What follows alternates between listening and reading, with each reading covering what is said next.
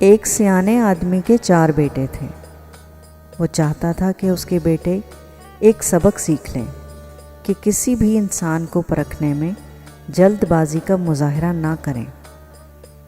لہٰذا اس بات کو سمجھانے کے لیے اس نے اپنے بیٹے کو ایک طویل سفر پر روانہ کرنے کا فیصلہ کیا اور دور دراز علاقے میں ناشپاتی کا ایک درخت دیکھنے کے لیے بھیجا۔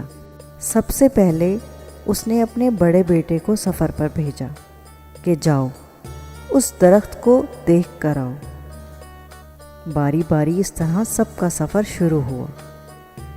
بڑا بیٹا سردی کے موسم میں گیا، دوسرے بیٹے کو بہار میں بھیجا اور تیسرے بیٹے کو گرمی کے موسم میں، جبکہ سب سے چھوٹا بیٹا خزاں کے موسم میں گیا۔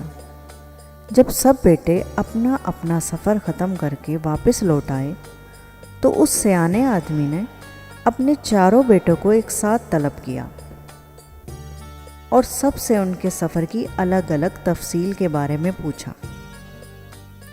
پہلا بیٹا جو سردی کے موسم میں اس درخت کو دیکھنے گیا تھا، اس نے کہا کہ وہ دیکھ کر آیا ہے کہ درخت نہایت بدصورت، جھکا ہوا اور ٹیڑھا سا تھا۔ سیانے آدمی نے دوسرے بیٹے سے بھی پوچھا تو اس نے کہا کہ ابا جان، وہ درخت تو بہت ہرا بھرا تھا، ہرے ہرے پتوں سے پوری شاخیں بھری ہوئی تھیں۔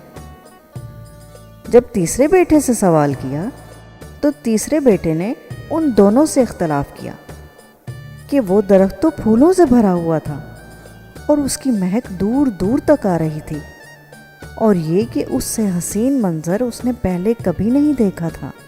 سب سے چھوٹے بیٹے نے اپنے سب بڑے بھائیوں سے اختلاف ظاہر کیا کہ وہ تو ناشپاتی کا درخت پھلوں سے لدا ہوا دیکھ کر آیا ہے، اور اس پھل کے بوجھ سے درخت زمین سے لگا زندگی سے بھرپور نظر آ رہا تھا۔ یہ سب سننے کے بعد اس سیانے آدمی نے مسکرا کر اپنے 4 بیٹوں کے جانب دیکھا اور کہا، تم 4 میں سے کوئی بھی غلط نہیں کہہ رہا، سب اپنی اپنی جگہ درست ہیں۔ باپ بیٹے کا جواب سن کر بہت حیران ہوئے کہ ایسا کس طرح ممکن ہے۔ باپ نے اپنی بات جاری رکھتے ہوئے کہا، تم کسی بھی درخت کو یا شاخ کو صرف ایک موسم یا حالت میں دیکھ کر کبھی بھی کوئی حتمی فیصلہ نہیں کر سکتے۔ کسی بھی فرد کو جانچنے کے لیے تھوڑا وقت چاہیے ہوتا ہے۔ انسان بھی کبھی کسی کیفیت میں ہوتا ہے اور کبھی کسی کیفیت میں۔ اگر درخت کو تم نے جاڑے کے موسم میں بے رونق دیکھا ہے تو اس کا مطلب یہ ہرگز نہیں کہ اس پر کبھی پھل نہیں آئے گا۔